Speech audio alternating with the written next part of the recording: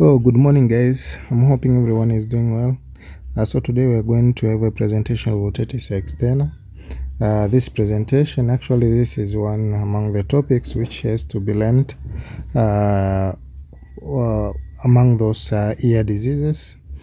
So this is one of the topic which is one of the major topic which is very important for us to able to get those little informations which will help us, guide us in our management, in our medical setting, because we have been experiencing a lot of people having different ear problems, but most of the students and most of medical people, sometimes they fail to make a correct management, make a correct diagnosis and correct management. So today we are going to pass through the otitis externa, one of the deadly disease which concerning the external auditory canal, so it consists, actually it involves the outer part of the ear, and that external auditory canal is one of the outer part of the ear. So as we know, the ear has been divided into three parts. We know that it has outer part, middle part, and the inner part. And so today we are only going to focus on the outer part of the ear, which consists of the pinna and the external auditory canal, one of the most important topic in medical schools. So here we are seeing the roadmap. This is the roadmap.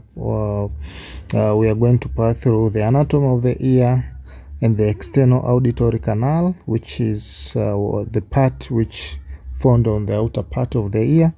We are going to go through the introduction of otitis externa, also epidemiology, and lastly we're going to finish up with the classification of otitis externa, because this classification of otitis externa will come to see that it has been divided into two: infectious causes and non-infectious causes of part of otitis externa. We'll pass through and we'll able to understand what are the diseases which are found among those two parts, which I've already mentioned that these otitis externa diseases, as they have been divided into two parts: those infectious part and the non-infectious part. So to start with, we are going to start with the anatomy of the ear and the external auditory canal. The ear is an organ of hearing and balance. It has been divided into three parts, as I've already mentioned. That's outer part, middle, and the inner part. The external ear, it consists of the pinna and the auricle, and also the external auditory canal. So we've already seen here that the ear, it has been divided into so as I've already mentioned that in this anatomy of the ear, it has been divided into those three parts, and the main part which will most concentrate with will be the outer part of the ear, which consists of the pinna and the external auditory canal. This external auditory canal is the main part which will be concerning with we will see how otitis externa affecting this part of the external auditory canal. So here we see that this one is external auditory canal. Let me point it out. External auditory canal, which is that from the concha here. It is that from the concha here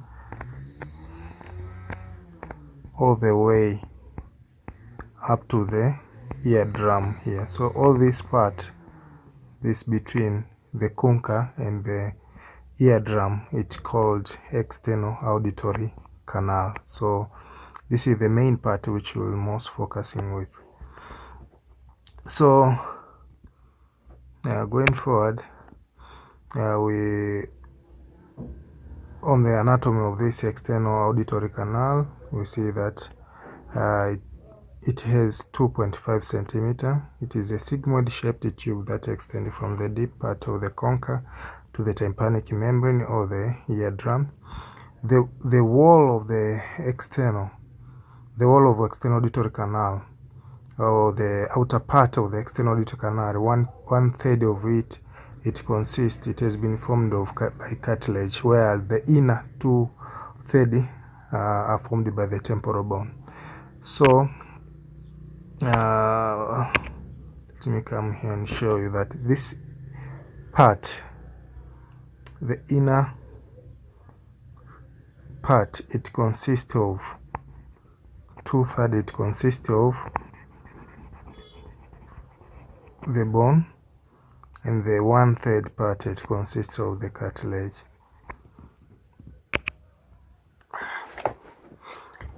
So the external acoustic meatus does not have a straight path, and instead it travels in an S-shaped, curved as follows. So initially, the ear, the external auditory canal, it is not a straight line passage. It is formed in an S-shaped or a curve, which is initially travel in a superior anterior direction, then it turns slightly to move superiorly, so it stay there on the superior part, so it turns superior to posterior part, and it end up by running in the inferior anterior direction. So if you want to pull the pinna, if you want to put that S-shaped external auditory canal into a straight line, you need to pull the pinna upward, backward, and laterally to make it straight. So here it is the anatomy of the pinna, which it consists of the, you see here, it has a fossa of triangularis, and helix, concha, where the concha, between the concha and the tympanic membrane, there is an external auditory canal, which is the main part of which will be concerning with the otitis external. So the outer 1/3, it is a continuation of the cartilage which form the framework of the pinna. Fissure of Santorin through the parotid or superficial mastoid, infection can appear in the canal or vice versa. The skin covering the cartilaginous canal, it is thick and contain appendages. So the skin covering the cartilaginous part of the ear, which is 1/3 of the ear, the outer part of the ear, it consists of ceruminous gland, which are modified sweat glands, which secrete cerumen, pilosebaceous gland, and also it consists of hair, only confined to the, all these are confined to the outer 1/3 of the canal. The bony part, which is 2/3, and it is 16 millimeter by length. This a thin skin and devoid of the skin appendage. It has a thin skin and devoid of skin appendages. So here we see that the 1/3 of the external auditory canal, it is 8 millimeter in length, and it consists of thick skin. The skin, which is a cartilaginous canal, it is a thick skin and contain appendages like ceruminous gland, pilosebaceous gland, and hair. But the 2/3, it consists of, it is 16 millimeter by length, and it is consists of thin skin and devoid of skin appendages. So the introduction, otitis externa refer to the inflammation of the external auditory canal. So any inflammation which involve the external auditory canal, it is called otitis externa. So if someone tell you that what is otitis externa? Otitis externa, it is the inflammation of the external auditory canal. The external auditory canal, I've already mentioned that it is a part which consists, it is a pathway or passage which it is in between the concha and the tympanic membrane or the eardrum. So any inflammation between the concha and the tympanic membrane, it is called the otitis externa. Although the external auditory canal is well protected and a self-cleansing structure, various forms of infection may develop in external auditory canal. Otitis externa is one of the most common diseases in clinical practice. So the incidence of otitis externa is high on the epidemiology. In Netherlands, it has been estimated at 12 to 14% in population per 1,000 population per year. It affects more than 1% of the population in United Kingdom over a 12-month period. The incidence tended to peak during the summer. In Tanzania, the prevalence is of otitis externa in males was 12.9 and 10.3% in female. The highest in more than 6th, and it is highest in more than 6th age group. So the classification of otitis externa, as I've already mentioned during the introduction, I say that classification of otitis externa, first we know that otitis externa is an inflammation of the external auditory canal, but it has been divided into two parts.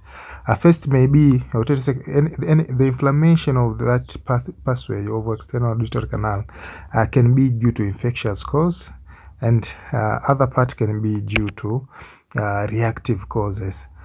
Can be be due to non-reactive causes. So we'll come to see as we continue with this discussion. But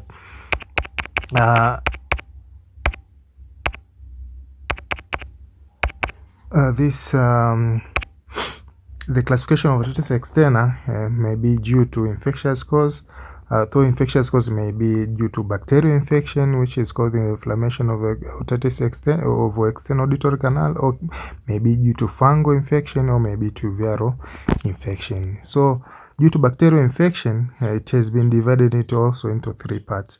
So due to bacterial infection can be due to can be divided into circumscript otitis externa, diffuse otitis externa, and malignant otitis externa. So circumscript otitis externa, it's only a certain part maybe of the ear follicle which is infected.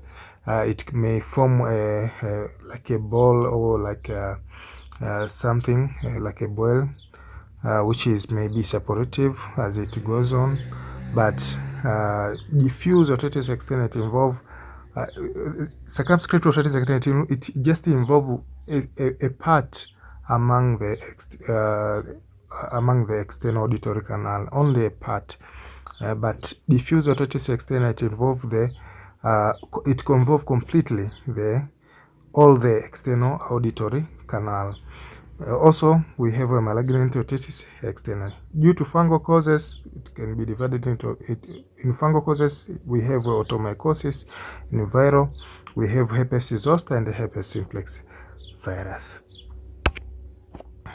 So maybe due to reactive causes. So as I said, this is B.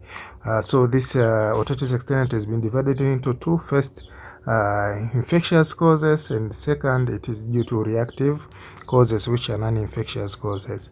And due to reactive causes, it has been divided into edematous otitis externa, seborrheic otitis externa, and neurodermatitis otitis externa. This is non-infectious causes of otitis externa. So all of these causes infect or affect the external auditory canal.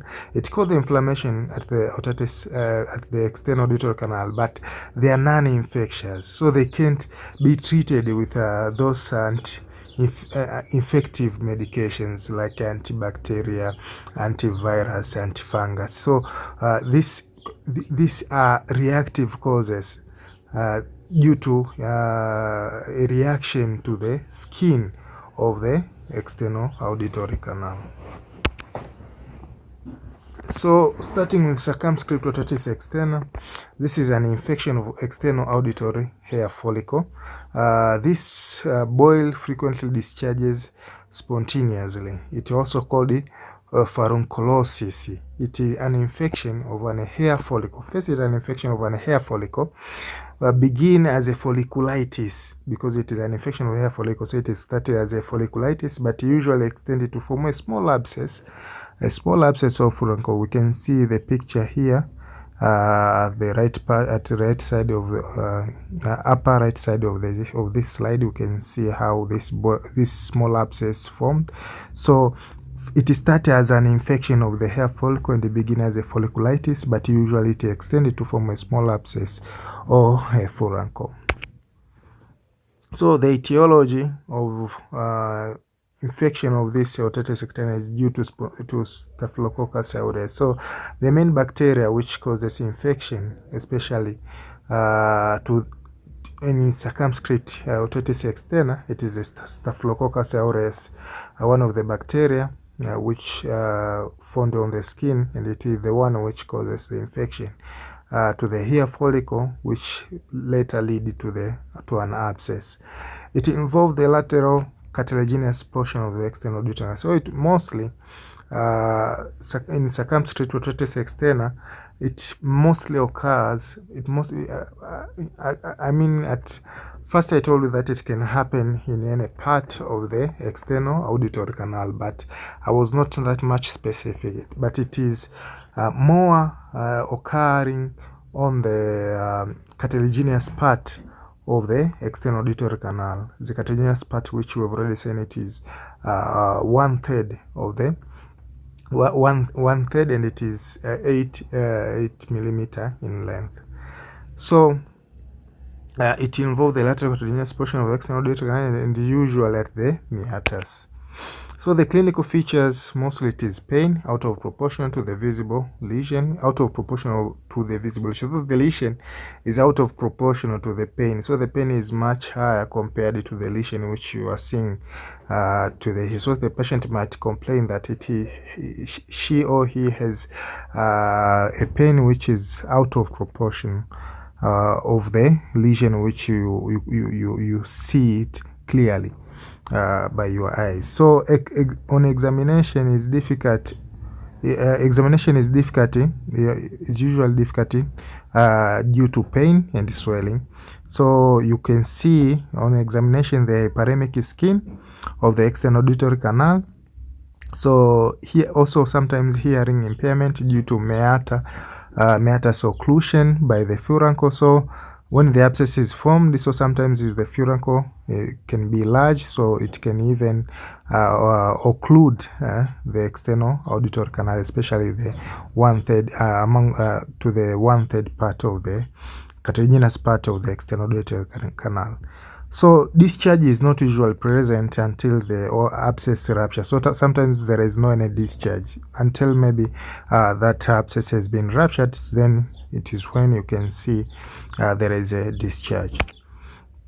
So on the management, mostly so what is important here during management? First, you need to give this patient, you need to put a paste or an application. You apply a magnesium sulfate wick to that hair follicle, a follicle or an abscess. Also, you can give antibiotic. So like cloxacillin, if it is seen before suppuration has taken place. Resolution may occur with the use of topical and systemic antibiotic. Also, you can give the patient an analgesic due to the pain, depending with the severity. Also, you can do incision and drainage because it is only on the outer part of the ear. If a localized abscess has formed, it should be treated by incision and drainage. And the topical antibiotic ointment with or without oral antibiotic, but I always recommend that you need to give a strong antibiotic with topical antibiotic ointment. So ototopical antimicrobial. So in diffuse Otitis External, we've already seen on the circumscript part, which we've already mentioned that it only involves the cartilaginous part, or 1/3 of cartilaginous part. It will only involve the cartilaginous part of the external auditory canal. But in diffuse Otitis External, by definition, it is a bacterial infection because here diffuse Otitis External This is a circumscriptal otitis externa. They're all due to bacterial infection. So diffuse otitis externa is a bacterial infection involving the skin of the external auditory canal. Most common form of otitis externa. The generalized inflammation will involve the auditory canal plus the drum, also called the swimmer's ear. Etiology, it normally Staphylococcus aureus and Pseudomonas aeruginosa. Others are Proteus vulgaris, Escherichia coli, Streptococcus faecalis, Diphtheroid, and Pseudomonas. Culture of the ear canal discharge is usually not done, but you can even do it. It's not bad. If you can take the pulse and do a culture and sensitivity. So this is a generalized inflammation which may involve the external auditory canal plus the drum, plus the eardrum. It involves the eardrum, and it is normally called the swimmer's ear. So the pathophysiology, it is caused due to aggressive washing of semen or retention of water. That's why it is called a swimmer's ear. Result in anemia due to that aggressive washing of semen and the retention of water. It causes the normal nature of the external auditory canal, which is acidic in nature, to be changing into an alkalotic external auditory canal, and decrease the production of antibacterial agents like lysosomes, which are acidic in nature, which this acidity are the one which help in preventing or act as a prophylactic or prevent overgrowth of antibacterial organisms. So once you have starting washing, you are washing aggressive washing of semen and retention of water, can decrease this lysosomes or acidic form of this acidic form of lysosomes, which will change to alkalotic part and decrease the production of antibacterial agent, which are lysosomes, which later causes overgrowth or infection of this bacteria, which are pathogenic. So which are permissive for bacterial overgrowth? Microtrauma, sometimes due to aggressive washing, like cotton swab, fingernail, hairpin, direct injury, the external auditory canal or soft tissue, also can lead to diffuse otitis external. It is caused by the removal of the protective lipid from the canal, allowing bacteria to enter. It usually beginning with the itching the canal and the skin maceration, and the local trauma from the scratching the canal with a cotton swab or bob pin, fingernail, or other object. So predisposing factors, I've already mentioned that are frequent swimming. So those are the things which you need to avoid. A warm and humid climate, a narrow and hairy ear canal, the presence of exostosis in canal, trauma or foreign body in the canal, use of hearing aids or earplugs sometimes may cause excessive sweating, diabetics, and immunocompromised state also may causes diffuse external otitis externa. Skin conditions such as eczema, seborrheic dermatitis, or psoriasis. Why this skin condition? As we've already seen, this eczema, seborrheic dermatitis, and psoriasis, these are non-infectious or reactive causes of otitis externa. So sometimes, if due to itchiness, you can impinge or you can affect the external auditory canal due to that itchiness which you are trying to aggressively preventing it. So absence of semen may be a predisposing factor because the act of semen removal may be traumatic and lead to break. So break in the fragile external auditory skin. Semen serves as antimicrobial role physical protecting the external auditory canal skin, containing lysosomes, establishing low pH, inhospitable environment for pathogens. So the clinical features are itchy ear, discharge or otorrhea, ear ache, usually moderate, sometimes severe, increased by jaw movement, hearing impairment, conductive hearing loss, because this is the place where it's involved in the conductive part on changing those wave into a sound. So meato tenderness, especially in movement of the pinna, posterior manipulation of the auricle, compression of the tragus, moist debris, often smell, keratotic, removal of which reveal the red desquamated skin and edema of the metal wall, and often the tympanic membrane. The metas and the erythromatous external may have exudative or purulent discharge. So this is the picture which shows diffuse otitis externa, and this is the yellow-green color shows Pseudomonas aeruginosa. This was confirmed due to, let me go back.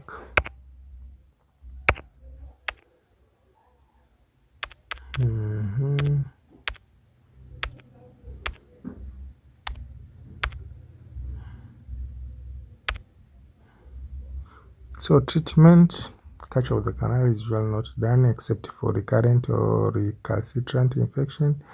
Magnesium sulfate paste weak application to reduce edema, or a week of hydrocortisone, Viaform cream, severe cases, aura toilet, debridement, and gentle sectioning.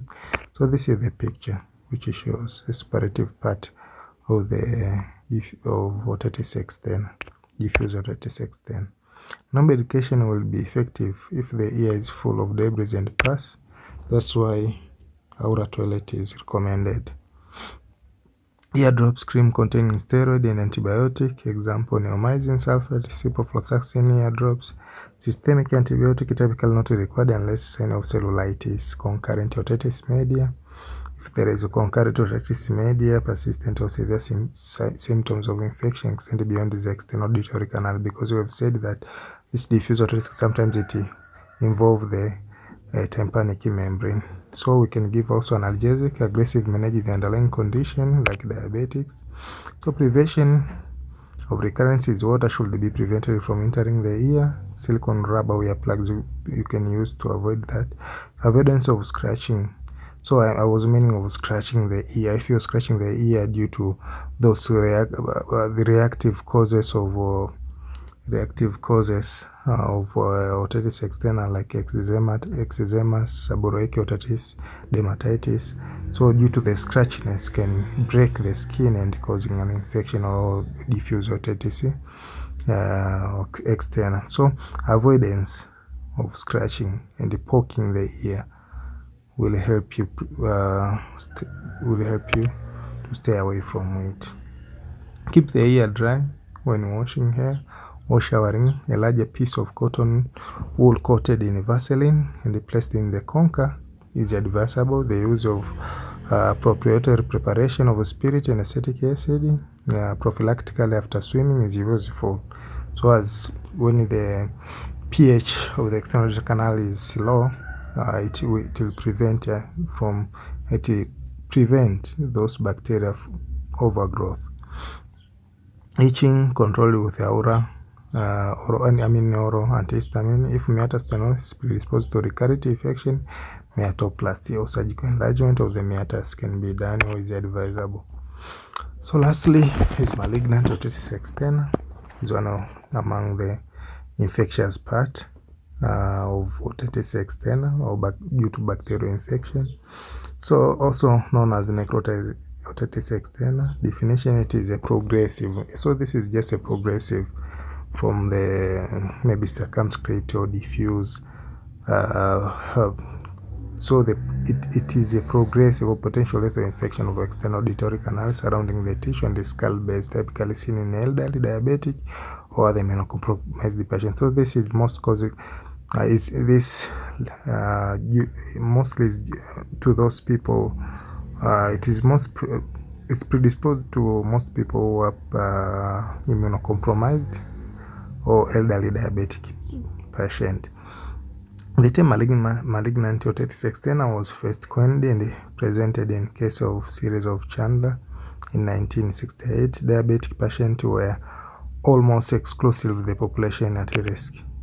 Non-diabetic patient had an underlying disease that resulted in neutropenia or immunosuppression such as leukemia, treatment with bone marrow suppressive drugs, and AIDS. Etiology, it's Pseudomonas aeruginosa, and the most common pathogen in malignant otitis external. The infection beginning in the external auditory canal. The local infection in external auditory canal progressed to cellulitis, chondritis, osteitis, and finally osteomyelitis.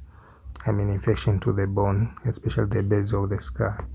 The disease may gain access to the osseous auditory canal and the skull base through Santorin fissures. From there, the infection will progressive along the base of the skull. Once access to the bone skull base has occurred, there is a progressive replacement of compact bone with granulation. So here it is when we can see how it affects certain nerves. This is when there is a replacement of compact bone with granulation tissue. So facial nerve paralysis occur when there is involvement of stylomastoid foramen. So the foramen, once the compact bone has been replaced with granulation tissue, will affect the stylomastoid foramen. So the stylomastoid foramen will become much, will be narrowed, and the cranial nerves which are passing through the stylomastoid foramen, like nerve number 9, 10, those accessory nerves, vagus nerves, which are passing through that foramen, occur when the jugular foramen become involved. So once the jugular foramen become involved, these are the nerves which will be affected. The jugular vein may become thrombosed, progress into the lateral sinus thrombosis, which usually end in death in most cases. So diagnosis, highest index of suspicion for malignant otitis externa is needed in diabetic or immunocompromised patients. So those who are diabetic and immunocompromised patients presenting with the otitis externa, which are presenting with any infection, any inflammation in otitis externa, and you have a suspicion that they might be diabetic or immunocompromised, you need to have a high index of suspicion so that you can help them not this infection not to progress into most lethal disease, especially affecting both nerves and affecting the base of the skull. So note by the granulation tissue in the floor of the external auditory canal near the bone cartilaginous junction is a typical otoscopic finding. Patients usually complain of severe otalgia, facial nerve paralysis, jugular foramen syndrome, and poor prognostic sign. So clinical features of granulation tissue and necrosis in the external auditory canal. You can see the blood part. This is a granulous tissue which are present in the external auditory canal. So this once you see this, you need to have much suspicion and to know that this might be a malignant form of otitis externa. So it is called the malignant because it's one of the lethal form. A culture of cruent is usually very Pseudomonas aeruginosa. Sensitivity testing to all Pseudomonas antibiotics should be sought. ESR, non-specific test, but it is useful for the following response of antibiotic. A biopsy of granulation tissue in external auditory canal is necessary to exclude carcinoma of the ear canal or aspergillus skull base osteomyelitis, since they have clinical and radiological findings similar to those in necrotizing otitis externa. So radiological examination are required to determine the extent of the disease. High resolution of CT is recommended to assess the extent of the disease at initial evaluation. MRI no use in detecting bone changes, but better for evaluation and following up of soft tissue involvement. Treatment of malignant otitis externa. The standard treatment is a hospitalization of the patient and a treatment of diabetes if present, together with the use of high doses of antibiotic specifically for Pseudomonas for an extended period of time. Daily debridement of the external auditory canal is performed and the culture of debrided material and sensitivity testing. So anti-pseudomonas otic drops may be used. Placement of magnesium sulfate wick when necessary to prevent the inflammation, and also antibiotic therapy. Surgery like mastectomy with possible fascial nerve decompression, because sometimes we've already mentioned that this nerve may be compressed, so you can do decompression operation.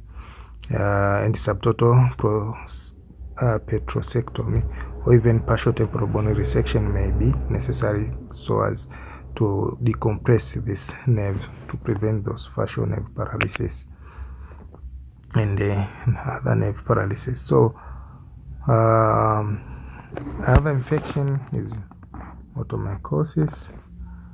This is fungal infection of the external auditory canal. Otomycosis develops most commonly in patients with chronic otitis external that has been treated with a variant of topical or antibiotics. So once we give a lot of antibiotics, those normal flora will be died, and hence fungus or otomycosis will overgrow.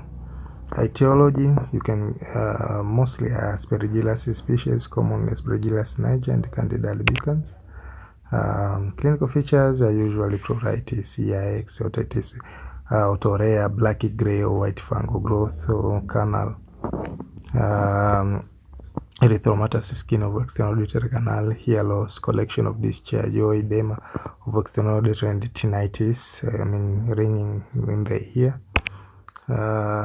These are the pictures here. You see there is black, gray, or white fungal growth on the canal skin, and mostly, as we know, fungus mostly present with itchiness. So earache, pruritus, itching, that is most those are the clinical features. Management, you have to do oral toilet frequently and meticulous cleansing to remove debris. Topical medication like antifungal may be effective in ear drop, powder form, or in cream. Antipruritic agents to prevent secondary infection. So once you have itchiness and you start scratching them, you might end up with a secondary bacterial infection like circumscribed otitis externa or diffuse otitis externa, which will end up to the malignant otitis externa, maybe as a secondary infection. But antipruritic agents were very important so as to prevent scratching your external auditory canal and prevent those circumscribed and diffuse otitis externa, which may lead to malignant otitis externa. So culture and sensitivity of ear swab in refractory cases. So we've said that also it is the external auditory canal may be in infectious causes, may be due to viral causes. So virus causes is like herpes zoster, oticus, which may lead to Ramsay-Hunt syndrome. Herpes zoster is the most frequent virus to affect the external ear. The virus is dominant in the sensory ganglia and reactivate under condition of decreased immune system. So those who are immunocompromised, they might end up with a Ramsay-Hunt syndrome if they got infected at first with herpes zoster. The virus causes blister on the auricle. Also, you will see the clinical features. You will see the blisters, which they have like watery inside. That's the meaning of blister. Auricle and external auditory canal, and even on the lateral surface of the tympanic membrane, you can see these blisters. So you have to have that suspicion that this might be a viral infection. Pathophysiology, primary infection or reactivation of herpes simplex virus remain dormant in the cranial nerves and the cervical plexus. So the infection is mostly self-limiting, and the treatment is primarily supportive. Clinical features are painful vesicular lesion in the concha or external auditory canal, hearing loss, and vertigo, and the fascial nerve palsy. So fascial nerve palsy, you see here, they say this patient has a paralysis on the left side of his face. This is due to this blister infection, which are affecting the fascial nerve. So he present like this called is Ramsay Hunt syndrome.